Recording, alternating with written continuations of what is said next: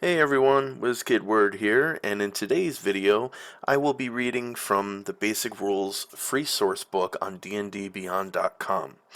I will be covering the Gnome race of Dungeons and Dragons. Please feel free to follow along by clicking the link in the below description. Alright, let's dive in. Gnome. Skinny and flaxen-haired, his skin walnut brown, and his eyes a startling turquoise, Burgell stood half as tall as Aaron, and had to climb up on a stool to look out the peephole. Like most habitations in Obel, that particular tenement had been built for humans, and smaller residents coped with the resulting awkwardness as best as they could. But at least the relative largeness of the apartment gave Burgell room to pack in all his gnome-sized gear. The front room was his workshop, and it contained a bewildering miscellany of tools: hammers, chisels, saws, lockpicks, tinted lenses, jeweler's lopes, and jars of powdered and shredded ingredients for casting spells. A fat gray cat, the mage's familiar, lay curled atop a grimoire. It opened its eyes, gave Aaron a disdainful yellow stare, then appeared to go back to sleep. Richard Lee Byers, The Black Bouquet. A constant hum of busy activity pervades the warrens and neighborhoods where gnomes form their close-knit communities. Louder sounds punctuate the hum, a crunch of grinding gears here, a minor explosion there, a yelp of surprise or triumph, and especially bursts of laughter. Gnomes take delight in life, enjoying every moment of invention, exploration, investigation, creation, and play. Vibrant expression. A gnome's energy and enthusiasm for living shines through every inch of his or her tiny body. Gnomes average slightly over 3 feet tall and weigh 40 to 45 pounds. Their tan or brown faces are usually adorned with broad smiles, beneath their prodigious noses, and their bright eyes shine with excitement. Their fair hair has a tendency to stick out in every direction, as if expressing the gnome's insatiable interest in everything around. A gnome's personality is writ large in his or her appearance. A male gnome's beard, in contrast to his wild hair, is kept carefully trimmed but often styled into curious forks or neat points. A gnome's clothing, though usually made in modest earth tones, is elaborately decorated with embroidery, embossing, or gleaming jewels. Delighted dedication. As far as gnomes are concerned, being alive is a wonderful thing, and they squeeze every ounce of enjoyment out of their 3 to 5 centuries of life. Humans might wonder about getting bored over the course of such a long life, and elves take plenty of time to savor the beauties of the world in their long years, but gnomes seem to worry that even with all that time, they can't get in enough of the things they want to do and see. Gnomes speak as if they can't get the thoughts out of their heads fast enough. Even as they offer ideas and opinions on a range of subjects, they still manage to listen carefully to others, adding the appropriate exclamations of surprise and appreciation along the way. Though gnomes love jokes of all kinds, particularly puns and pranks, they're just as dedicated to the more serious tasks they undertake. Many gnomes are skilled engineers, alchemists, tinkers, and inventors. They're willing to make mistakes and laugh at themselves in the process of perfecting what they do, taking bold, sometimes foolhardy, risks and dreaming large. Bright burrows. Gnomes make their homes in hilly, wooded lands. They live underground but get more fresh air than dwarves do, enjoying the natural, living world on the surface wherever they can. Their homes are well hidden by both clever construction and simple illusions. Welcome visitors are quickly ushered into the bright, warm burrows. Those who are not welcome are unlikely to find the burrows in the first place. Gnomes who settle in human lands are commonly gem cutters, engineers, sages, or tinkers. Some human families retain gnome tutors, ensuring that their pupils enjoy a mix of serious learning and delighted enjoyment. A gnome might tutor several generations of a single human family over the course of his or her long life. Always appreciative. It's rare for a gnome to be hostile or malicious unless he or she has suffered a grievous injury. Gnomes know that most races don't share their sense of humor, but they enjoy anyone's company just as they enjoy everything else they set out to do. Gnome names. Gnomes love names, and most have half a dozen or so.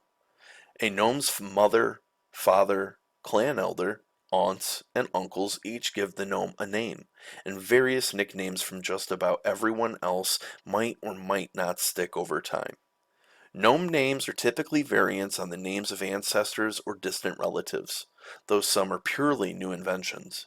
When dealing with humans and others who are stuffy about names, a gnome learns to use no more than three names: a personal name, a clan name, and a nickname, choosing the one in each category that's the most fun to say.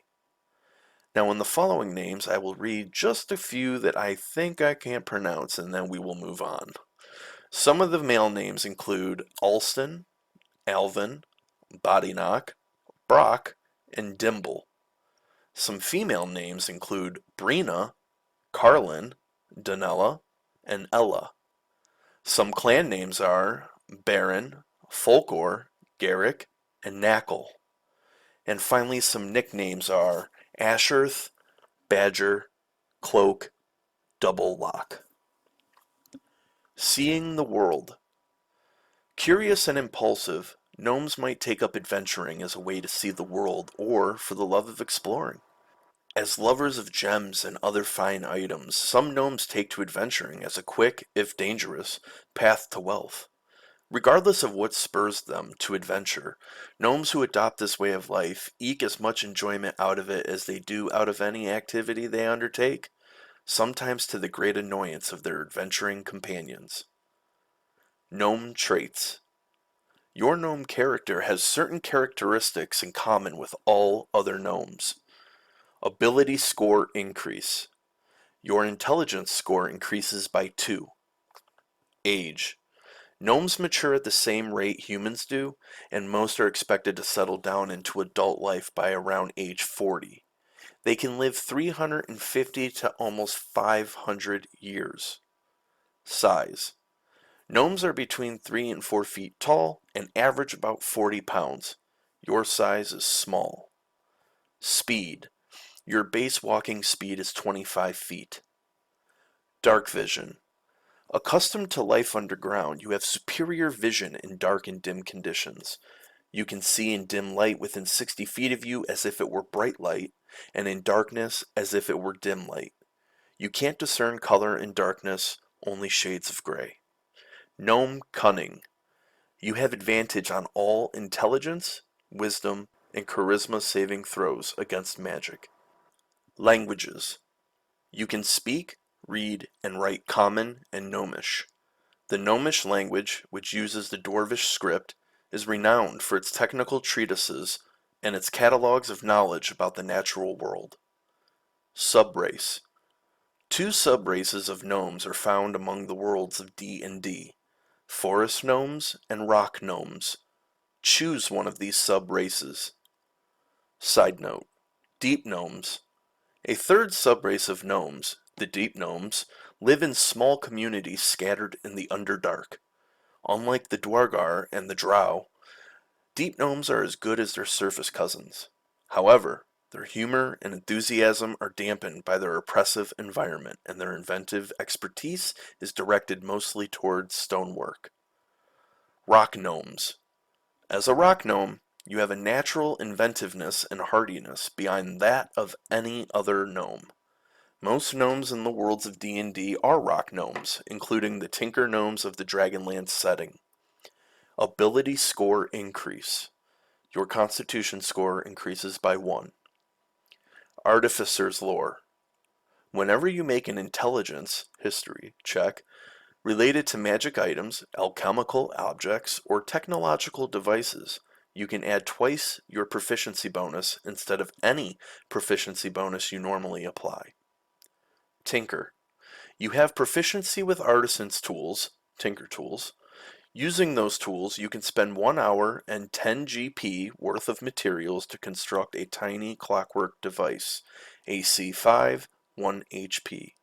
The device ceases to function after 24 hours, unless you spend 1 hour repairing it to keep the device functioning. Or when you use your action to dismantle it, at that time, you can reclaim the materials used to create it. You can have up to 3 such devices active at a time. When you create a device, choose one of the following options. Clockwork toy. This toy is a clockwork animal, monster, or person, such as a frog, mouse, bird, dragon, or soldier. When placed on the ground, the toy moves 5 feet across the ground on each of your turns in a random direction. It makes noises as appropriate to the creature it represents. Fire starter. The device produces a miniature flame, which you can use to light a candle, torch, or campfire. Using the device requires your action. Music box. When opened, this music box plays a single song at a moderate volume. The box stops playing when it reaches the song's end or when it is closed. And that concludes this episode of The Delver. If you enjoyed this video, please click the like and sub buttons, leave your comments down below, and I'll see you in the next episode. Take care.